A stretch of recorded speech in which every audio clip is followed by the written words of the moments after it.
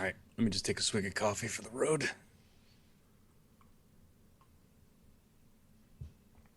It's not even dawn here. This feels wrong. I'm sorry. It's okay. I brought We'll some try to myself. keep this one shorter, okay? No, it's all good. It's all good.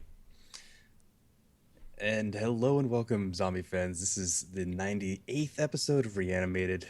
My name's Stuart Tiffin. I'm here with you out on the west coast of the United States, and joining me on the eastern side is the first adjective I came up with was illegitimate. That doesn't seem right at all. Well, The interesting. inimitable, the inimitable H.A. Conrad. How are you? Tell me what you really think of me, Stuart. It might just mean like it doesn't necessarily mean you're a bastard. It could just mean like you're outside the law. Maybe not. I don't know. Perhaps, perhaps. Okay. But The anyway, outlaw hello. H.A. Conrad. Okay.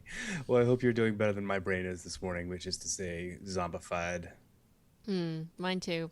Okay. Well, we are here as always, thanks to our sponsor, Squarespace, which is an amazing all-in-one website to build your own website. The all-in-one platform makes it easy to create your own website. They've got all the tools you could possibly need to make the perfect, beautiful, or the ugliest website that your heart desires. True. And yeah, you can go to their website, go to squarespace.com and use the offer code ZOMBIE at checkout if it's your first purchase, and you'll get 10% off. And we heartily recommend them. Indeed. Indeed.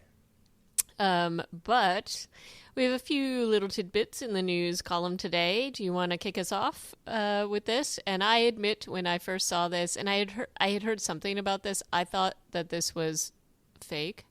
Yeah, we've And it talked still about may this. be. We did talk about this, but the fact that it's premiering on April 1st, I know. I know, and it's definitely supposed to be spoofy, in terms of the kind of film it's going to be. But of course, what we are talking about is the Dead 7 film that the Sci-Fi Channel is putting out. It's a zombie western It's a zombie western featuring boy bands, i.e., featuring. Yeah. Backstreet Boys and NSYNC. And so that is what's happening. Yeah, Why isn't One Direction involved in this? I wonder, or I Menudo. know. I feel like they should be, right? I mean, let's why only target those two bands that were big at the same time? It doesn't spread the Yeah. love. Yeah. But anyway, there's a trailer there. It's silly, ridiculous, and yeah, that's all I have to say about that. That's all I have to say about that. Also, I've been seeing there's a lot of articles and a fair amount of videos of cast members relating their best or hardest zombie kills now for some reason on the internet. Yeah, that's why I put this up there because I was like, where are all these coming from? But it They must have was done a press junket or something where that was the question everybody got asked, I assume. right. So anyway, this is Norman Reedus's, and they have a couple of clips highlighting his favorite zombie kills. His are pretty brutal, frankly. They are. They are. There's the chain one where he takes off the heads of three zombies with a chain, and then another one with his like hand and uses the zombie skull as a weapon on First, he has another to zombie. gouge its eyes out with his fingers while he's Right. getting choked by a cop. Right. It's just, I think what I it's what I like though is like how upbeat he sounds in this interview. It's yeah. just very Norman Reedus. But Yeah. anyway, there it is. It's like, geesh, what are my favorite zombie kills? Yeah, he's a delightful man. And then this Guardian article was super long. I kind of speed read it, but Andrew Lincoln wasn't expecting many of the twists and turns that this article took. For instance, Clutterbuck. Yes, yeah. I feel like that sums it pretty much all up right there. And this is coming from a very 90s British mentality where they're like, yeah, he's best known for This Life, which I've never seen. I Me knew him neither. from Love Actually, Me too. and they mention it in passing, but I feel like I don't know if you ask American audiences, probably most of them do know him from this show now, but pre this show, I think most Americans who would have recognized him knew him from that film. Agreed. Agreed. And actually, when he was first cast, that's the only thing I ever knew him as being in, other Yeah. than and so it was like okay. Um, I was actually enjoying a few of the things he was mentioning, though, about life in Atlanta Hmm. as a Brit. Although, they do point out that there are an awful lot of British people on this show and in American television generally. Yeah, and they brought So, another one on just now. The guy who plays Jesus is also English. yeah, yeah. So there you go. It's kind of an interesting article, though, It's just in very good. terms just in terms of, especially when they were talking about the fact that he had to sign the like 5 or 6 year contract, and he and his wife were like, "Yeah, how long could it possibly be?" Yeah. and it just kind of took off from there. Yeah. Um, You but gotta one thing wonder I thought, how much he's getting like tired of the role, honestly. right? But one of the things that I thought was interesting, and you hear this from other people on the show, is that he doesn't actually really watch it. He's just sort of experiencing it because he doesn't want it to really affect what he's doing. But I thought that was kind of an interesting thing. And he, as an actor, seems to be very disconnected from social media, which, is not the case for a lot of people these days. But he just is like, yeah, I just can't get involved in that. And I kind of understand that. He comes across like a total Luddite. I felt He like that does, was but actually an alienation sort of. I don't know why he would say that, honestly. yeah, It, maybe, it wasn't but just that it wasn't just that he doesn't use social media. I get that. It's that he said that right after he said I don't use apps and I don't like phones or something. Like right, my wife is my app, he says, which yeah, which is kind of the weird. writer says like I would probably be sleeping on the couch if I said that about my Yeah, wife. yeah, But I think he means it obviously as a compliment, like that she's his tether to reality or yeah, something. yeah. But it was The a little awkward. That whole funniest or section. the one of the best anecdotes in this interview is when is his casting, essentially, where he shows up for his interview 3 days after his second kid has been born. He hasn't had any sleep. He's like, I probably just looked like a zombie, Yep. apocalypse survivor in that moment, and I had just had a kid, so I had the family man thing going for me. I'm like, yeah, perfect, and good job on Frank Darabont. His legacy as the season one and half of season two showrunner remains in the fact that he had some hand in that core group casting. Right. I thought you would probably relate to some of the things he was saying in that particular in that section with the lack of sleep, etc. So Yeah, the thing is, I mean, maybe he performs better on that sort of sleep. I can't. I look back at a couple years ago, and I'm not sure I was doing my best work. yeah, you got to use it as a strength, Oh, right? And then so it is a long read. I think there's some interesting pieces in that. I enjoyed it. yeah, But not as much as I enjoyed the next piece, which I have mixed feelings about it. Do you know anything about this? yeah. I First saw of the all, announcement that they had like a couple days ago, and I watched the really short kind of teaser, and right. I've read just a blurb about it, but I don't really understand it yet. So the premise, what we are talking about, is the new Kirkman imagined show called Outcast, and it stars Patrick Fugit, who you probably know from. I think he's best known from Almost Famous, in the lead role there. Um, What is that the one about the rock? yeah, The, he's the kid reporter. he's the kid report. Okay, well that's a Okay. long ass time ago. He doesn't look anything like that kid anymore. Well, they gave him some stubble, and he finally doesn't look like he's, prepubescent.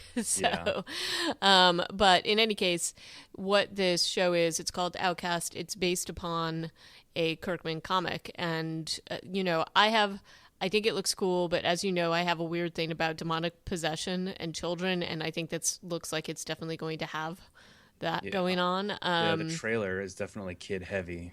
When I heard sort of rumors of this coming out, I actually I read a couple of the first couple of issues. It's a really good comic, and I think it will be. The trailer to me looks really good, at least the small bit that we saw of it. So I definitely would be game to watch it. I think it's going to be pretty scary, at least for somebody like me. So Yep. I don't know what it is. Maybe it might be my Catholic upbringing, and perhaps why I am a recovered Catholic. I don't know, but there's something about the demonic kids. Like I'm keep trying to tie it back to things, and The Exorcist probably plays a role. Who knows? Oh yeah, Damien, any of these things that All we these grew all up these with. things, little zombie demon possessed children do Yep. not like. Not cool. So anyway, I'm curious. I can't wait to see this, and maybe I Oh, know it's not quite within our wheelhouse of zombie eh. stuff, but I think we should take a peek when it It's comes gonna be out. on Cinemax, which is I would not have expected that. No, me neither. Which means that it's gonna be even grosser. Yeah, it's gonna be pretty bad.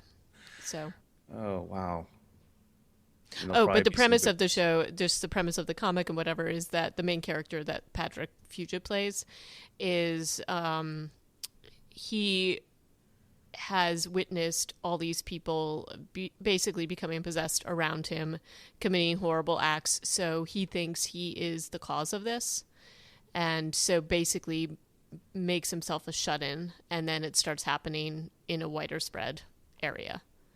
And he starts having to come out of his little shut in shell to be able to handle it. Okay, yeah, that's the part I didn't really get. Yeah. So he thinks he's the cause.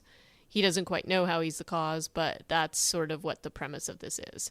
Like Yeah, everybody around him starts to turn like this, so he just instead of and you could understand if this was happening all around you, it happened to like your family and stuff like that, that you're gonna not necessarily be down with, you know, the sickness. socializing. So Yeah, yeah. Um, so I guess was there a release date on that? it is let's see. I want to say it is June the 3rd. episode pilot is in June. Is that what you Yeah, said? June Yeah. 3rd. Yeah, Yep. and it's And already it's been picked up for a second season. It's insane when they do that. They have no idea, other than maybe focus groups. no, but I think that they showed maybe the pilot episode at South by Southwest, Okay, and it might be based upon some of the reaction to that. because South by Southwest is such a like representative group of Americans. Maybe not, but it does have some of the super fans in it, so Right. I don't Yeah. know. We will see what happens, but it has a pretty good cast, and I'm kind of I'll admit I'm a little bit psyched, even though I'm also a little bit terrified. Yeah, I'm probably gonna. I mean, because of the content subject matter, I'm gonna lump this in with Evil Dead style stuff, and but I'm sure we will look at it and we'll approach it objectively, as we do, as the professionals that we are. Yes. But yeah, I'm not entirely psyched for this. But I'll check it out. All right. Well, we shall see what happens. But next up, are you ready to talk about the next two Walking Dead season 4 episodes? Hell's yeah. All right. Start that second half of the season, Mm-hmm. season 4. So we're talking about After and Inmates today. Yep. After is the episode that comes right after the prison gets destroyed, and it's a couple of big names attached to this project. Yes, there are. Directed by Nicotero and written by Kirkman himself. And it has a giant audience bump from the last episode. I feel like we were below 12 million or maybe right around 12 million for the final, this mid-season finale. But now we are up to 15.7 million for the mid-season premiere. Yeah, and I don't blame them because this was, I think that this was a much anticipated Yeah. mid-season premiere, and especially when you attach Greg Nicotero and Kirkman's name to it, people are more likely to tune in. Do you think That people, as the season's going on, know who's the director or writer of those episodes, though? I think the super fans do. And there's so much lead into that. And I mean, as I remember it, there was like all these like little trailers leading into this premiere, Yeah. although they didn't necessarily show what was going on in this particular episode. And they did get a lot of flack for this episode because of the pacing. And I also remember being like, oh, that's kind of an odd way to jump back into the season. But I actually enjoyed this much more the second time around than the first. I enjoyed it as an episode. I was frustrated by the character arcs that we had to Yes. kind of sit through. So let's jump into it. All right, we can talk. I agree with you. I think that there were definitely some parts that I was just like, "Oh my god," but I appreciated some of the nuances a little bit more. So in this one, we are looking at the aftermath of what happened to the prison and some of the characters. And as you remember, everybody's kind of split up. And this first starts following Rick and Carl in their escape, and then also Michonne at some point. And it starts with her, or does it start with them? I forget. It I starts with watched this. Michonne. It starts with Yeah, Michonne, and then it's like flips over to them. yeah, yeah. So it's a little bit of She a split starts making episode. she starts off making her new Walker buddies. Mm-hmm. Yeah. And what's crazy to me, right off the bat, sorry, I'm gonna be a little negative on this one. Okay. What's crazy to me though is that she doesn't even try to go into the prison. Once she has her two invisibility cloak Walker friends, why doesn't she walk around the grounds? Because she would have definitely. I mean, she easily could have found some of the two of the people who were still there. Well, I think the whole point of that is that she's now getting back into the survival mode that we saw her before. I think you're seeing a regression of her character. But immediately, like flip a Yeah. switch, binary style, that doesn't seem reasonable. Well, I think seeing Herschel being killed had a huge effect on her, and then she, of course, has to she sees Herschel's zombie head Yeah, that's and messed has up. to take that out. I think you're seeing her in automaton mode. She Just like, yeah, okay. and I think that's why. And it's kind of like, okay, all this crap happened. All my security is now away. I'm gonna do what I've always done or what I had to do before, and this is how I survive. And I think that's just why she did it. But she knows Rick was alive. Like the last time she saw him, she was saving his life. He stumbles off to find Coral, then she just like what? She just wanders around for a little while, and then is immediately like Michonne from a year and a half ago in the show's chronology. It does seem it's a little tough to swallow. But then they at least they're consistent because Carl also regresses back to like season two Carl, as far as I can tell emotionally.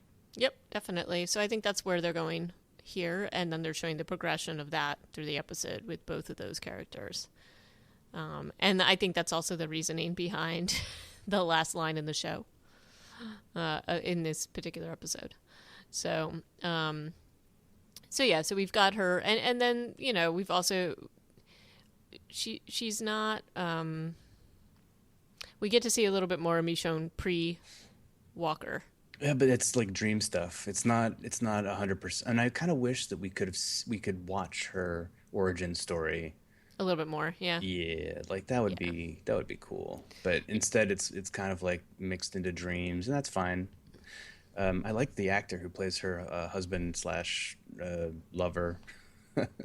He was in Leverage. Leverage. That's right. He's like the I hack. love that guy. Yeah, he's good. Yeah, It's too he's bad. really It's too bad awesome. he has such a small part. In fact, when I first saw this, I had a little bit of hope that perhaps they were going to bring him back for a little bit more, that we could see more of her story, and alas, that did not happen. Aldous Hodge is the actor you're thinking of, but he's really good. I would have loved to see him so much more in the show, and the interaction between him and Michonne here is good, and seeing her in the non like Michonne state, like sort of like artsy and talking about art openings and things like that. I thought that was kind of cool. It was an interesting juxtaposition for sure. Yeah, yeah, for sure. Right. And then and also the reveal that she had a kid, which we kind of got from her reactions to Judith and things like that, but Yeah. to actually confirm that was an interesting part of this episode. But so there's the Michonne stuff, and she's just kind of the thing about the Walker camouflage that I don't really fully understand is that I get it when they're maybe ahead of her, but when the Walkers come up behind her, it's always a little strange to me that they wouldn't view her as prey. Well, like towards the end of the episode when You notice that at first, at the beginning of the episode, she's walking and dragging them her camouflage behind her, and then Yeah, and then halfway they're in front through, of her. she lets them lead her, and that's I mean that's on purpose, right? Like where Yeah, yeah. she's just like, I'll go wherever you guys want to go because Hmm. I don't care. But yeah, at that point when the walkers are leading her, and they're yeah, I don't know if that's what you're saying. If it's her little buddy zombies are behind her, or the stranger zombies when she's in that herd. I'm talking about the stranger zombies in Yeah, that herd. It's a little yeah. weird. It is a little weird because if they're so smell based or whatever, the smell of her little buddies isn't gonna like cover her. You wouldn't Right. think. Yeah. Right. Anyway, but, maybe that's trying to read too much into this television show. Right. But that's what we do here on Reanimated. That is what we do. Also, throughout this episode, we see a lot of the little vignettes, the sort of the set pieces where we see just based upon the things that are around the different houses and things like what's kind of happened. So we see that again a few times here. Joe Jr. Yep, Joe Jr. Then Joe also Jr. falls flat to me though because that's a giant fucking dude and he can't get past some chairs. yeah, I know, but somebody looks like it took him out anyway, right? Somebody took what out? Am I crazy? Like somebody, the Joe Jr. thing, didn't somebody like destroy him, or is he still just hanging out there? That's Sorry. when Rick and Carl go into the barbecue shack. It's like the first place they stop after the prison. Oh, that's right. That's right. No, I'm talking about when Michonne was there. Sorry. Oh, well, that was she's looking at what right Rick their and Carl have aftermath. done. Yeah. Yeah, yeah. So I was just so it took me a while to figure out like what that note meant and what it all this little scene that the showrunner or the producers put together, and I guess it's that's Joe and his kid Joe Jr. like barricaded him in the kitchen and left him there and left a note saying please do what I couldn't do, Joe Jr. Yeah. Well, because I think, of course, that's laying the groundwork for the Carl and Rick interactions Oh later, God, you're so good. right? See right to the source of it. It's like it's written big as day, and I'm not picking up on the father son. Yeah. Dad's a zombie. Kid can't kill him. Okay. Right. Oh gosh, Yeah. I should find a new day job. I think you're. I chalk it up to sleep deprivation. Wow. Okay. Yeah. So that is total foreshadowing and thematic. Though Yeah, I it's totally agree with you. I think those chairs probably not. Joe Not Joe gonna do Senior it. is a large fellow, and He is. a bunch He of is a bit yeah. of a mountain of a man. yeah. And Carl's already throwing mad shade at Rick during Yeah. this scene, just like, I'll go in and clear. You should stand watch. I'm like, come on, man. Just we've already done this like sullen teenager shtick, and it was Well, before we've done you. it, but I have to say, in some ways, I'm a bit sympathetic to Carl here because Rick is having trouble even standing. He's clearly weak from a lot of different things that are going on, and in some ways, I feel like Carl is just trying to protect him and is just really tired of dealing with like he's like, come on, let's just be a team here. And But, I mean, yeah. yes, it is a little bit of sullen teenager, but Rick was definitely like getting on my nerves because it's just like, okay, you're barely standing up, And that's yes, right? he is having trouble standing up. It's just the attitude that I don't enjoy from Carl. Instead of just being like, look, the instead of just reasoning with Rick, he has to be like all sullen, mad at him, and I just that just gets under my skin. I feel like that is actually one of those nails on the chalkboard thing about kid characters on TV. For me, I guess. Yeah, It's but just this has always been a bit of his character in the comic too. It's like to end their relationship. This is just part of it, and I think it's meant to annoy you because man, teenagers. yeah, man. But so, and Carl like collects more food than him, and this whole episode it's just Carl one-upping his dad. So yeah, I think it's definitely designed to be like, where's the competition, bruh? It's okay. But they make it through that one zombie encounter Right. sort of safely. Carl in this whole episode relies on his gun, even when he has like a hand weapon, doesn't really Use get it, to use one. and that's the thing is, and I think that they're trying to still trying to show that Carl is impulsive and is not necessarily doing things the way he should be doing them, and to me that doesn't ring true. I just think, there's that whole piece where he's leading zombies away from the house, trying to take care of business, but he's not looking behind him at any point. He has like zero plan for that. Right. Yeah. Like it's just sort of, and it seems like, okay, like we see, and you're right, like it's a regression to Carl from before, and that's the part that annoys me, because it would have been really much nicer to see him actually taking command and doing things in a not stupid way. But they didn't do that. Yeah. But I guess by the end of the episode, he's essentially redeemed because he comes back and is like, it's not that he says I need you, but he's just not being a dick anymore, and I don't know, that's good enough, I guess. Well, I mean, I think there's also a process. There's this whole piece where he's yelling at unconscious Rick Yeah. about that it's his fault that his mom died, that all these people are gone, and It's an absurd monologue that just made me angry. it did make me angry as well. But it was also like, okay, all right, now you've got your angry thing out there. Just Because carry on. while Rick is down there like trying to negotiate for the safety of the settlement, Carl is the one who's up at the prison with Judith, with all the other people that he's blaming Rick for their deaths, Right. or their perceived deaths. And And he's I'm the one just that like, left Judith there. So where the hell was he for half the battle? He just shows up at the very end and like yeah, kills one walker that was about to eat Rick. yeah, he wasn't So in the house. That's just generally it. definitely not in the house. And then the other part of this, Rick, and they're trying to like, I know, like he's not feeling great. He's having a rough time. He's sounding like a zombie even before he goes unconscious. Yeah. And that's where they want you to go. And the one thing that really annoyed me was that when there's this point where Carl may have to kill Rick or thinks he might be a zombie, he's not saying anything. I mean, yeah, I Yeah. know he doesn't feel well, but don't you think you should probably say something? Yeah, And and do you then think it's easier to it's- drag yourself across the floor when you're that I know, banged it up, just or is so it easier to just say, stupid. "Hey, Carl"?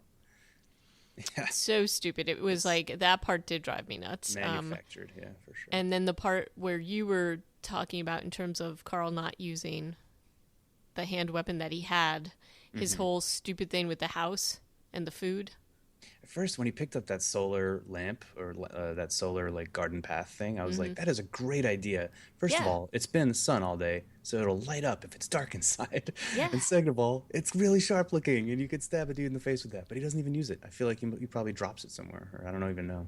Right. And then Is that the pudding house? That is the pudding house. that right? is the pudding house. And then it's like, why did he go out on the roof to eat the pudding? Right next to a zombie. Like, why do you feel like that is a comforting place to just sit down and enjoy your new neighborhood? Yeah, it was very strange. So, yeah, so there's some things going on there. And how do you even eat 100 ounces of pudding and not throw up? Like, he's already puked once. He's already puked once. Maybe he's got like an empty stomach. And then the Michonne tracking of Rick and Carl, I did kind of enjoy the fact that she was kind of walking and she doesn't know that it's them. So she's just sort of trailing them, not knowing who they are, probably hoping it's some people from the prison. Yeah. But before she gets to that point, she's kind of like walking like a zombie, kills off a zombie, a walker doppelganger with dreads like her. Mm-hmm. Like, it's this weird thing that doesn't totally make sense, and we see some flashbacks, as you mentioned, but it would have been nice to see more of what really happened to her. Hadn't she messed up her leg earlier in this season? She had. This is chronologically speaking, the season is pretty tight from the opening. It's like a couple of days, and she messed up her leg pretty badly in the first episode or second. Yeah. There's in this episode and the next one, there's a couple of what I would consider inconsistencies in that respect. But actually, she probably went out on that. Did she go on the run with Daryl and those guys too to get the medicine from the veterinary She school? did, I think. Yeah. So they basically cured her even Really quickly. by that point. Either way, she just doesn't seem that banged up, but she does own a whole bunch of zombies, doing good work with the sword. She has good forms, and it is fun Right. to watch her to watch her track down. There's actually a lot of tracking going on in these two episodes too, Yes. isn't there? Yep. And it's a feel good ending to otherwise a very bleak episode. Yeah. I mean, one thing that actually I was thinking with both of these episodes was why more people don't find samurai swords. But Because they're not. I mean, do you run across lots of samurai swords in your day to I day? guess not, but something, similar to what we were talking about, like the Lobo, not necessarily a samurai sword, but something that's a little bit more effective than a knife where you have to get really close. Yeah, like So, why doesn't everybody have a Tyrese style backup? right. Really, solid metal hammer. But I didn't mean to derail. You're correct. Like the No end of way. this is there is this moment when, I think with Michonne, a lot of what we see with her is a lack of emotion, or she's holding in her emotion, and we see so much more emotion from her in this episode than we've ever really seen. And you know, she when she finally successfully tracks who she finds out it's Carl and Rick, and they're eating in the living room, she almost has like a little quivery lip breakdown. Oh yeah, So that's kind of there. And then when she knocks on the door, I did, basically Rick looks out the door and is just like quiet and drawn out. And then he's like, Carl, it's for you. It's so stupid. I mean, yeah, it's happy, but it is kind of dumb. Like, why would you just pause? This is a life or death situation, Or yeah. it It's could it's a little potentially be. right. It's a little weird. It's good to see though that Carl still has bullets for his gun because he's gone through an entire magazine over the course of this episode. But then when the knock on the door comes, he's like, he's got his gun up, so it's like he's reloaded, which I think is a a detail in the show that neither of them had a bag. Did either of them have a backpack? I didn't see one. I don't think they did. So I'm curious. I mean, maybe they got, sure, Oh no, you pockets. know what Carl does because he's carrying around stuff and he like dumps out the bag onto the floor. So yeah, I think he does. Okay. I wasn't sure if that was just like a tote bag they got from Joe Jr.'s It might barbecue be. shack. I don't know. Either way, it's a little odd that, yeah, Rick makes the point of saying, we're going to need those bullets. Don't use your gun. Of course, he goes on to shoot like, seven more, eight more times until he's out. Either way, yeah, end of the episode, nice feeling. Rick, Carl, Michonne back together again. Our little nuclear family, wink, wink, Yep. of the zombie apocalypse. So, And then yeah, and then when we hop into the next episode, that then we follow the other lots of characters. people. A lot of them. Yep. Yeah, so we got three different story arcs. Is that starts off with Beth and Daryl, jumps to Maggie, Sasha, and Bob, or does it jump to Mika, Lizzie, and Tyrese, I think it's Mika, Lizzie, and Tyrese, and then Sasha, and then Sasha, Maggie, Maggie, and and Bob, Bob, and and then then Glenn Glenn and and Tara. Tara. Yep. Yeah, yeah. But honestly, this was a pretty cool, pretty engaging episode. There were some big old downer moments, like in the beginning. Yeah. Beth's reading out of her journal, and she's writing all this optimistic shit. Well, and it's stuff from when she was at the prison, and then it's I thought it was an interesting decision that they made here, which is to just show exactly where they are now compared to even a couple weeks ago. Yeah, Which, she's talking about making a go of it. She's talking about her dad a lot. She's just bringing up all the things that are no longer around. There's no security. There's no father. And she's just kind of hanging out with Daryl. yeah. And Daryl's being a giant downer. Yeah, he's not. He's not helping the situation much No, he's in not. terms of the mood. He's like, your dad's dead. He's such a dick. Yeah, I mean, but then this again, happens a but few you know times. what, Daryl, like, he's had to deal with a lot of crap too. Like, he's just kind of, let's get on with it. Yeah, they're an unlikely pair to end up together. Right. Like, I remember when this happened, and even while it's going on in this, second viewing or however many times I've seen this season, it's odd. Like they are, because you can ship these two easily, right? You can be like, okay, she's probably, I don't know if she's 18. I think she's supposed to be around there. And he's, an eligible bachelor in the zombie apocalypse. So I guess you can be like, okay, if they had to restart society, they could probably manage between the two of them. But otherwise, she's like the pure one, and he's like one of the dirtiest people. He did not lick his hands in this episode, but yes. He did pull out a black bandana to be like, here's a clean surface for you to put berries in or grapes. But I'm like, you can't tell what nasty shit is on that bandana. I know. I would imagine it was not that clean, but We're really But down they on his hygiene for this whole season. right. But they are also tracking as well. So they're basically tracking the trail of Lizzie and Mika and Tyrese. Before we even know whose trail it is, I Yeah. kind of like that, the fact that that becomes clear as you go Yeah, on. and there's some disturbing crap they find on the trail that they don't even necessarily see. Yeah, well, the audience doesn't really even know what the hell's going on with that stuff either. Yeah, but now watching it the second time, I'm like, oh man. Oh, golly. Yeah. Yeah, so they walk up on that pile of dead bodies, um, on the train tracks. It's like there's a little shoe. Hmm. There's a lot of things in this first sector segment of the episode that make you think that, oh shit is going really badly. But then it kind of gets more and more, a little bit more optimistic as you go on through the episode. Like that is probably Well, the bleakest part of the episode. right. And one thing I totally forgot to mention, and that we haven't talked about, is the fact that this is the episode where it reveals that Judith is alive. Well, that's what happens in the next little part of the episode. Yeah, Right. and that's a huge reveal because at first you don't even know that Mika and Lizzie are with anyone. It's just like Lizzie's, handling Mika like she's got a big bag and she's giving her a knife and telling her to put it on her belt, and then after a little bit of dialogue, they look ahead and they're talking to Tyrese's back, and it's a great reveal, frankly. Yep. Yep. But also and it's optimistic, except it also, with their little vignette, shows how difficult it would really be to have like an infant Impossible. in this kind of a scenario, because they're crying, so they're attracting walkers, but also, you got to change their diapers, you got to keep them fed, and they don't understand why they have to be quiet, or the fact that there aren't clean diapers, or that there's no food. And I love how they keep like whipping out full bottles to give her too. Like, where is this? Yeah, where are they getting the water to put in those? Right. And I'm sure they've got formula, but yeah, it's pretty unlikely. The thing is, the whoever series of babies they've pulled into this show to play Judith have all been like the best behaved, quietest, non-colicky, Mm-hmm. not getting sick babies, and that's Mm-hmm. fantastic because they've really hit the jackpot for the baby in the apocalypse. Yeah, I kind of think that the baby is, raising her resistance. Perhaps Daryl's letting her lick his arm so that she's. That's the way to go. That's the Yeah. way to go for sure.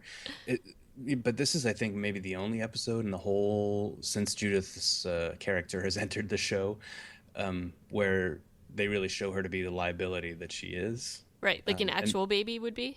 yeah, and they explore that a little bit. And I think that it's probably censors and the producers and taste that are restricting them from doing this more often.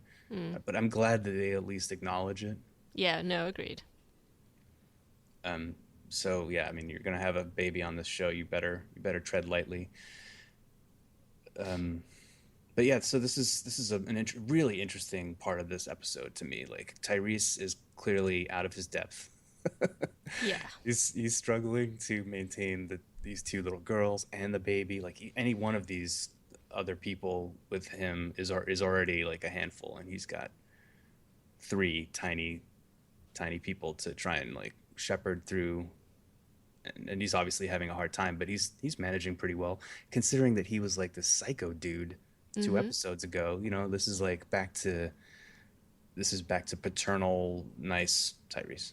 Well, I think that maybe that's what happened. So now he's in charge of these three people, and that instinct kicked in. I think Tyrese is better when he has somebody to protect, as opposed to working on a team. That's a very good observation. And the interesting thing about this is some of his comments, not him not recognizing how totally psycho Lizzie is, although how would you really? Yeah. It's she's just totally nuts. He's not noticing how she's like very casually killing off these little baby rabbits in the random stump, or the log that's there, because baby Hmm. rabbits just sit there for you to kill them. It just is a very odd thing, and not quite cluing in that Lizzie is not right, but again, how would you? And I think he's trying to moderate the little battles between Lizzie and Mika, and Lizzie's just all like, Mika, you're weak. and and he's just like, no, it's okay to run away. This is a He's weird flip because Mika has been like the sensible one of the two of them right. up until this episode. So it's a little. I mean, Lizzie does shoot Alicia in the head in the True. last episode. So I True. get, or 2 episodes ago. So I guess maybe there was like a role reversal based on that. But yeah, Mika suddenly running away and scratching Tyrese's arm so hard Yeah. that it opens a wound. It's there's a lot of negative stuff going on. Of course, the worst part of this segment is Lizzie smothering the baby. A little too Or real almost looking. smothering her. Yeah, that was a little creepy. Seems to go on for too long, frankly. Yep. And I Uh, also think maybe some of the reason why Mika is acting out and is the nonsensical one is that she realizes how psycho Lizzie is, so she's terrified. That's what, maybe not fully consciously terrified, but I think that that's part of what's happening here. I don't know. I think that's a stretch. I think Mm.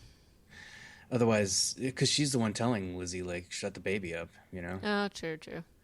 It's just a really tough scene to watch. Yeah, it is hard. And again, that's probably why they're not doing more of this stuff in the show, and I don't necessarily blame them. Yeah. But then the whole, I don't know, like I feel like Tyrese wouldn't have necessarily left them if he heard people calling for help, which is kind of what happened. It And wasn't just, it was like screams of pure terror and panic. And I feel like usually those precede being eaten by about 5 seconds.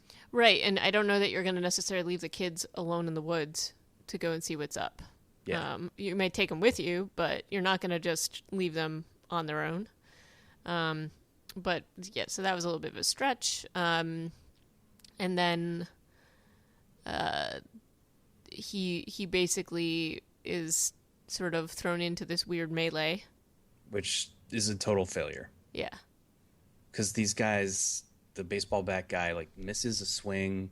Yeah, the They're whole thing's at first they're strange. just pushing them away and not really like going for head wounds. Like Which they're which again, you've been living in this world for how long? yeah. Like it's a very strange thing. And that's, even with the last episode and with this episode, these are things that bothered me, especially with how the walkers kind of come up on Carl, and then in this case, how these guys are just kind of, they're acting as if they haven't lived in this world for a long time, and clearly they have if they've survived this long. Yeah. One also walks right up on Beth in the earlier segment with her and Daryl. Like she hears a noise, she's looking around, but she's looking in the wrong direction, and this big dude just walks right up on her out in the Mm-hmm. woods. Like there's no way Yep. you're gonna walk that quietly. But either way, Nope. that's pet peeve style stuff. You gotta let them get up on them, or there's not gonna be a good show if they're just avoiding or easily dispatching all the zombies. Right. But then another nice reveal here when because we've cut away from the girls as a bunch of zombies are walking up on them, and Lizzie's still smothering the baby, as far as we know.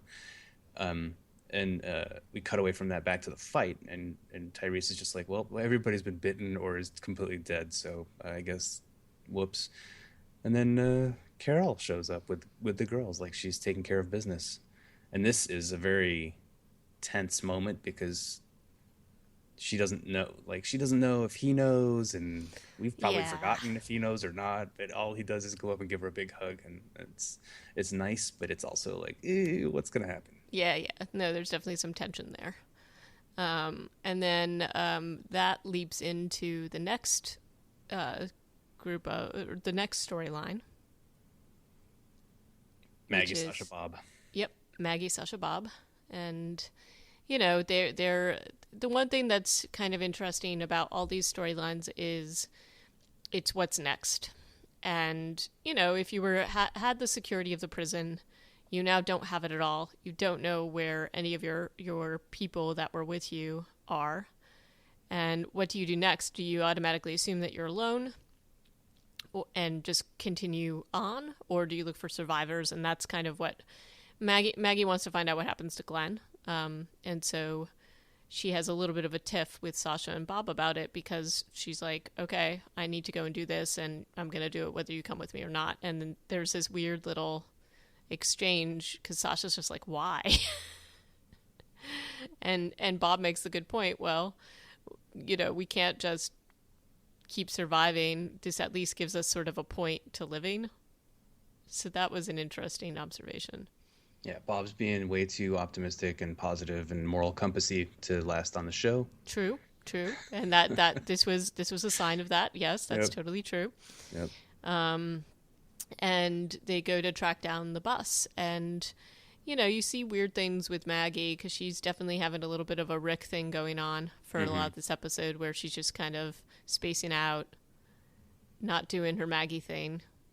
But she looks really good doing it. She doesn't look very dirty. Well, she probably had a shower yesterday or this morning, as far as Maybe. the show's concerned. Yeah, she does go. She definitely goes Rick, especially on that last zombie that Oh, yeah. the one whose head she smashes on the bus on the outside. Yep. And then the show does something kind of cruel and They finds a guy totally do. with a lush head of Glen hair in the bus. It never shows you his face, but just shows you Maggie stabbing him in his head and then collapsing, crying. But then laughing. And oh, was she laughing too? A little. It was a little bit of a there was definitely hysterics to some extent going on. Okay. So you're like, okay, what is she laughing? Is she crying? I'm not sure.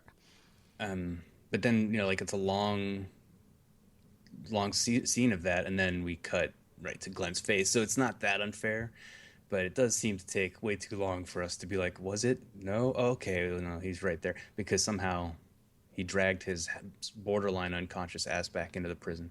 Right. This is the part where I'm like, wait a second. The last time we saw him, he was too weak to fight off Right. the governor. He was too weak to do anything except be dragged onto the bus. Right. And then somehow he ends up here and he's walking around okay. He's basically fine until the end of the episode when he collapses. But there Well, was no. and when I watched this the first time, I was just like, is this? My first instinct was actually to wonder whether this was a real scene or whether this was some sort of dream sequence, because I couldn't really get over the fact that he somehow managed to get himself off that bus. Yeah. So I was sort of yeah. waiting. I was waiting for something to happen similar to the Michonne dream sequences, and that's not what happened. But he is definitely a little too hale and hearty from the last time that we saw him It's to like be night and day. believable. Yeah, it's crazy. And And also one huge, not huge, but this thing that drove me nuts the first time and drove me even more nuts this time is where he is in the prison. He's kind of on this weird catwalk that's been blown away, I'm assuming, by the tank. And he's just kind of out there. The walkers are all underneath going crazy. And so he has to go back into the prison. And instead of leaving that door open, where nothing can get into that door at this point, he closes it and turns on the light. So it's totally dark in there. And I'm just like, why would you even do that? That makes absolutely no sense. yeah. Sorry. It drove me nuts, and I was like having little fits about it this time. Sorry, just had to say it. I didn't put that together, but that's a good point. It's just that also that whole area of the prison is all twists and turns, so that natural light would have only lasted him, one turn into the prison, and then he'd have to get his night vision up anyway. But Maybe, then he turns on the maybe. stupid lamp. The Maybe, but lantern- then he's in the prison and he goes to his little cell but doesn't close the door. Anyway, sorry. No, it's fair. It's fair. So in the prison, he does some good stuff. He does some. Well, he first of all he tries to. He kind of almost gives up. He lies down, but then he gets up and he looks at a picture of Maggie and gets the pocket watch and gets all the supplies, his riot gear, the bottle of Bob's booze, which is just sitting on the floor. And it's like, yeah, Glenn time. And then the dumbest scene in the show in this entire episode, maybe the entire run of The Walking Dead until season 6 happens, because I have to put in some kind of jab against season 6 every time we talk. Yeah, I know. I feel the same way. It's rough. Recovered. It's recovered, but I was having a really hard time earlier in the season. It's still having a limping recovery. Okay, He runs out of the prison in all of his riot gear. It's like, yeah, Glenn, and then weak, feverish Glenn couldn't walk, runs into a crowd of maybe 20 zombies. They jump all over him, and he just muscles his way through. Yep. And also, that riot gear is not light. One would think. So in his weakened state, even just carrying that extra weight, I think would be really hard and taxing. But yes, he somehow has this adrenaline strength that came from absolutely nowhere. Yeah. And manages Kills to none of survive. them. Just No, walks he through just gets them. through them. and then sees Tara, decides he's going to save her because he's Glenn. Okay, I get that. That's his character. Then decides to use his Molotov cocktail. Like, why not use it on the giant mob of zombies that you Yeah, had that would have seen made when you more came out of the sense. prison? Yeah. No, you're going to use it to throw it at a car as a distraction. Okay, maybe that's better. You could have done that as you walked out of the prison too. Yeah, it's so unbelievable. And I guess honestly, it kind of comes down to the number of unbelievable scenes involving Glenn in a way. Maybe this show has ruined him for me in a way. I don't know. I do think it's what they're trying to do though with him and with Maggie is that they're both going to look for each other, and that's very clear. Okay, And fine. then the other piece that I think is interesting is the exchange between him and Tara, and he's just like, yeah, and I do think it's pretty awful when he finds out that Herschel dies because he's been Yeah. totally kept in the dark about this just because he's been sick, and that was actually a really crazy scene because she's telling him because she's kind of saying like, why are you even trying to go with me? And he does have a moment and then recovers, but Glenn was also part of the team that brought on some of the survivors from the governor's last failed experiment. So I think he's a little bit more open to that kind of thing. But it is an interesting exchange, and it is certainly heartbreaking to see him realize that Herschel is gone. Yeah. Um, Yeah, and he manages to persuade Tara to to help fight, and to which she has not fight. done. No, and she gets a couple headshots off, which we But basically haven't now suddenly Glenn's sickness kicks in. His weakened state kicks out in. of out of Nowhere. nowhere. Yeah. And that drove me nuts too. And he's suddenly unconscious on the ground. I feel like they're using that particular issue a little too much with Rick, with Glenn. "Oh, I'm suddenly unconscious and weak. Now, watch what other characters do when that happens." At least with Rick, you could see it coming. Yeah, with Glenn, no. It was suddenly like, "I'm down." Sorry. But that allows us to have. No, it doesn't really. I mean, they could have driven up at any point in that Right. fight. They We did, didn't. it We wasn't didn't even need necessary. Glenn to pass out. But we at least get to see Tara, going raging out on a zombie's head with the butt of a rifle. Yeah, but then Abraham, Eugene, and Rosita drive up, and that was a kind of a big cheering moment for this Yes. episode too. Yeah, just these three very recognizable characters from the books, Yep. and And cool. now, Like, and my reaction when I saw them was like, oh, it's not. what do you It's. mean? I mean, it was exciting to see them, and to see them enter in this way, and Hmm. then, it brings you into the next chapter, basically. You mean the mission? Yes. Yeah, yeah. It does. It launches that whole reason for what the group's going to be up to, Yep. essentially, going forward. Like there's Um, no. It's sort of like you suddenly it coalesces that that's the direction that the show is going. So especially the first time I saw this, I was very excited to see these three people mhm. appear. And it's sort of like, all right, we're moving on from the prison. Yeah, I That's mean, that. you could just have the rest of the season be like meaningless wandering. True, true. You could have done that, but they did not, thankfully. Yeah, I mean, maybe it's a little too convenient to be like, oh, okay, we've just met. We're on a mission. Yep, yep. It does seem a little convenient, but Yeah.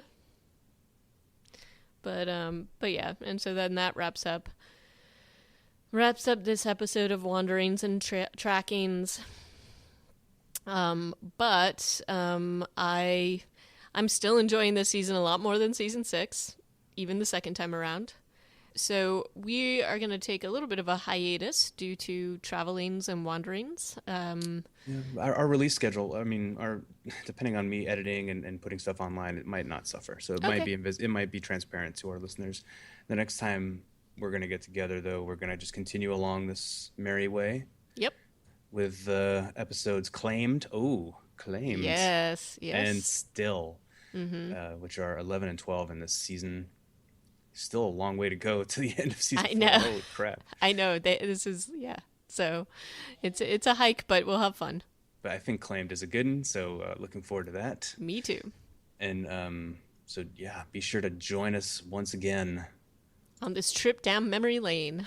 Oh, sweet, sweet memory lane of season 4. And yeah, so you get in touch with us if you'd like to chime in at Reanimated PCast on Twitter. Reanimatedpodcast.com is our website, and reanimatedpodcast@gmail.com is our email. So give us a holler. Yep, I'd love to hear what you think. And until next time, ciao. Bye, everybody. Thanks for listening.